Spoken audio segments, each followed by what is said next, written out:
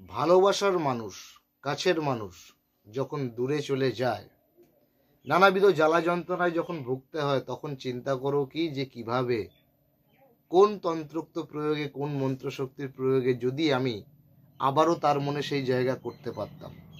নমস্কার দর্শক বন্ধুরা, আমি গুরুজি শ্রী অভিজিৎ শাস্ত্রী। আজকে আসলাম এই অনুষ্ঠানে সরাসরি তোমাদেরকে একটি মন্ত্র প্রদান করব, এবং এই মন্ত্র বলে এর যে নিয়মটা যদি তুমি নিষ্ঠা সহকারে পালন করো, তাহলে তোমার সেই কাছের মানুষ আবারও কিন্তু তোমার প্রতি আকৃষ্ট হতে পারে। শুধুমাত্র একটা ছোট্ট প্রয়োগ আমি বলে দিয়ে যাচ্ছি, এটা তোমরা অবশ্যই চেষ্টা করবে। যদি দেখো হ্যাঁ তুমি ব্যর্থ প্রেমের সমস্যায় জড়িত, নানাবিধ জায়গায় গেছো, নানাবিধ ক্রিয়া করেছো, তুমি সফলতা পাওনি, আমি একটা ছোট্ট উপায় বলছি, ঘরোয়া উপাচার, তেমন কিছু খরচ হবে না। কুমকুম, গোরচনা এবং লাল চন্দন মিশিয়ে একটা তুমি কালি প্রস্তুত করবে।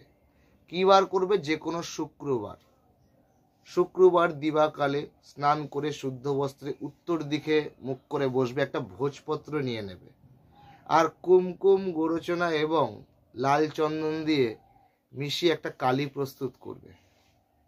আর আমি যে মন্ত্রটা বলছি এটা লিখে নাও। ওং নমো আদি পুরুষায় অমুকিং আকর্ষণায় কুরু কুরু স্বাহা।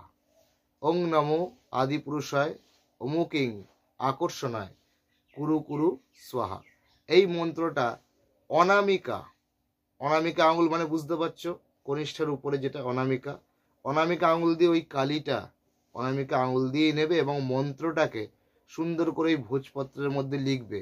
আর অমুকিং এর জায়গায় তোমার ওই যে তোমার ভালোবাসার মানুষটি, যার সঙ্গে তোমার হয়তো সম্পর্ক ছিল, আজকে কোনো কারণে তোমার দূরত্ব বেড়ে গেছে, তার নামটা অমুকিং এর জায়গায় বসাবে অবশ্যই। এবং এই ভোজপত্রের সামনেই ওই যে মন্ত্রটা তুমি লিখেছো, ওই একই মন্ত্রে সেম মন্ত্রটা থাকছে, 1008 বার জপ করবে লেখা হয়ে যাওয়ার পরে। তারপর একটা ছোট্ট মধুর শিশির মধ্যে ওই ভোজপত্রটাকে ভাঁজ করে মধুর শিশির মুখটা আটকে তুমি যে কোনো ওই দিনকে, ওই যে তোমার ক্রিয়াটা শেষ হওয়ার পরে, তুমি যে কোনো প্রবাহিত জলে ওই মধুর শিশিটাকে তুমি ভাসিয়ে দাও, দিয়ে তুমি ঘরে চলে আসো, এবং ওই দিনটা তুমি নিরামিষ আহার গ্রহণ করো। এইটুকানি একটা ছোট্ট প্রসেস, তোমাদের কিছুই খরচ নেই এর মধ্যে। এই ক্রিয়াটা তোমরা ঘরোয়া উপচার করো এবং করে দেখো কতটা রেজাল্ট পাচ্ছ, অবশ্যই কিন্তু আমায় জানাবে।